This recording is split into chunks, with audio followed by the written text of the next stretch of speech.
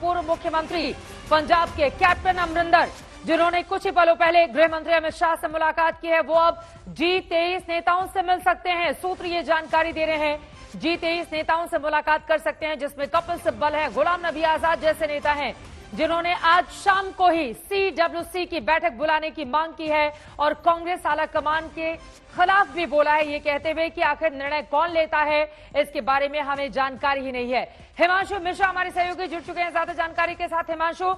अमित शाह से मुलाकात के बाद अब G23 कांग्रेसी नेताओं से मुलाकात का कार्यक्रम है कैप्टन अमरिंदर का, कब मिल सकते हैं, किन किन नेताओं से मुलाकात होगी, किस तरह की जानकारी निकलकर सामने आ रही है?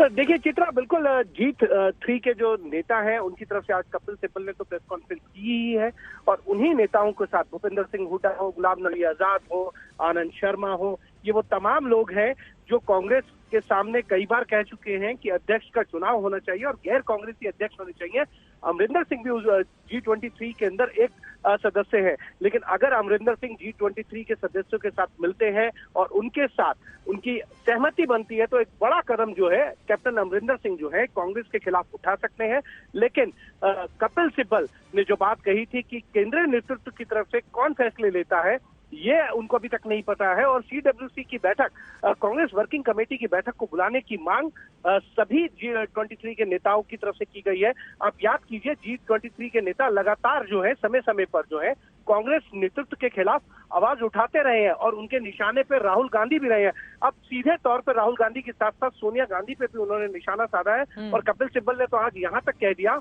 कि बिना चुनाव हुए अभी तक कार्यकारी अध्यक्ष के तौर पे वो काम कर रही है, चुनाव क्यों नहीं हो रहा है कांग्रेस के अंदर। तो ये तमाम सवाल जो है उठाए गए हैं। तो कहीं ना कहीं ये जरूर है कि अमरिंदर सिंह को जिस तरीके से साइडलाइन कांग्रेस में करने की कोशिश की गई, उसके बाद G23 के नेताओं की तरफ से भी ये एक तरीके से अटैक करके कहा गया है कि इस तरीके के फैसले जो है वो उन्हें बर्दाश्त नहीं होंगे। क्या ये सच में माना जा सकता है कि कांग्रेस में बहुत बड़ी टूट होगी, अमरिंदर सिंह उसका नेतृत्व कर सकते हैं क्या? G23 के अगर तमाम नेता अमरिंदर सिंह के साथ खड़े होंगे तो कांग्रेस के लिए ये समय बहुत ही कठिन रहने वाला है। ये बहुत बड़ी बात आपकी ओर से हिमांशु बताई गई है। G23 मजबूत ये नेता हैं जिनमें गुलाम नबी आजाद, कपिल सिब्बल, शशि थरूर, मनीष तिवारी, आनंद शर्मा, PJ कुरियन, रेणुका चौधरी जैसे दिग्गज कांग्रेसी नेता शामिल हैं। ऐसे में उन लोगों से मुलाकात करके सवाल यह है कि क्या कांग्रेस पार्टी से अब अलग राह अख्तियार करने की कोशिश इन तमाम नेताओं की ओर से क्या की जाएगी? क्योंकि बहुत सारे राज्यों का ऐसा विवाद है जो थमने का, सुधरने का नाम नहीं ले रहा है, उसमें पंजाब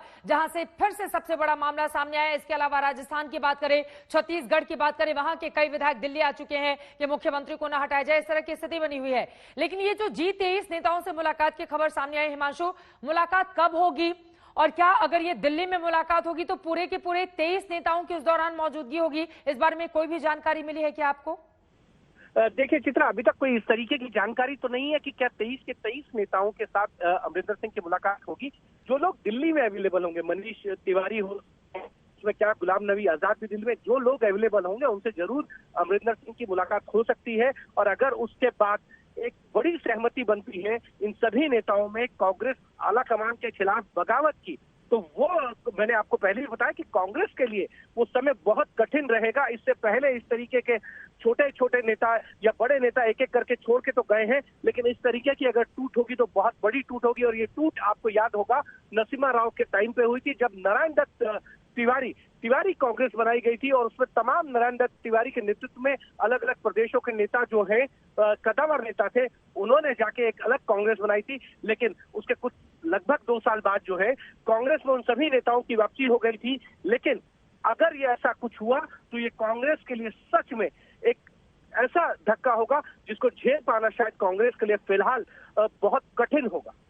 ये अपने आप में बेहद महत्वपूर्ण है हिमांशु। देखिए, अब जिस तरह की स्थिति रही है, 70 से ज्यादा दल कांग्रेस से टूटकर बन चुके हैं। लेकिन जब कांग्रेस आई और कांग्रेस पार्टी की बात थी, उस दौर को भी हमें याद रखना होगा। लेकिन मौजूदा जो स्थिति है, अभी मोदी सरकार के सामने जिस तरह से कांग्रेस की स्थिति है, वो लड़ पाने में उस तरह से कामयाब नजर नहीं आती है जिस तरह की उम्मीद एक विपक्षी दल से की भी जाती है। इस तरह की खबरें उन्हीं की पार्टी के भीतर से लगातार, और आज तो कपिल सिब्बल ने यहां तक कह दिया कि निर्णय कौन लेता है हमें इस बारे में जानकारी ही नहीं है कि कांग्रेस पार्टी के भीतर अहम मसलों पर कौन कौन से वो चेहरे हैं जो निर्णय करते हैं, जिनकी भूमिका निर्णायक होती है।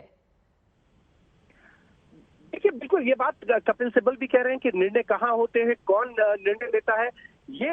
हर कांग्रेस का वो नेता जानना चाहता है जो G23 में है, क्योंकि निर्णय लेकर बता दिया जाता है। वो एक फोरम होता है, हर पार्टी के अंदर होता है कि उसकी पार्लियामेंट्री बोर्ड या वर्किंग कमेटी कोई निर्णय लेती है, उसके बाद उसको इम्प्लीमेंट किया जाता है। ये बात सत्य है कि निर्णय लेकर बताना और निर्णय कौन लेता है, ये बड़ी बात है, क्योंकि केसी वेणुगोपाल जो कांग्रेस के महासचिव है, संगठन के तौर पर देखते हैं, वो सिर्फ फैसले सुनाते हैं, लेकिन ये नहीं बताते हैं ये फैसला किन नेताओं ने मिलकर किस फोरम पर लिया है। तो इसको लेकर G23 के नेता सवाल उठा रहे हैं और अब सवाल जो है वो सीधा ये कह सकते हैं कि राहुल गांधी की जगह सोनिया गांधी के ऊपर टारगेट किया जा रहा है, यानी कि कांग्रेस के लिए सच में एक बहुत बुरा दौर, जिससे शायद कांग्रेस को उभर पाना थोड़ा सा मुश्किल होगा, क्योंकि कुछ दिन पहले जिस तरीके से कैप्टन अमरिंदर सिंह को हटाकर नवजोत सिंह सिद्धू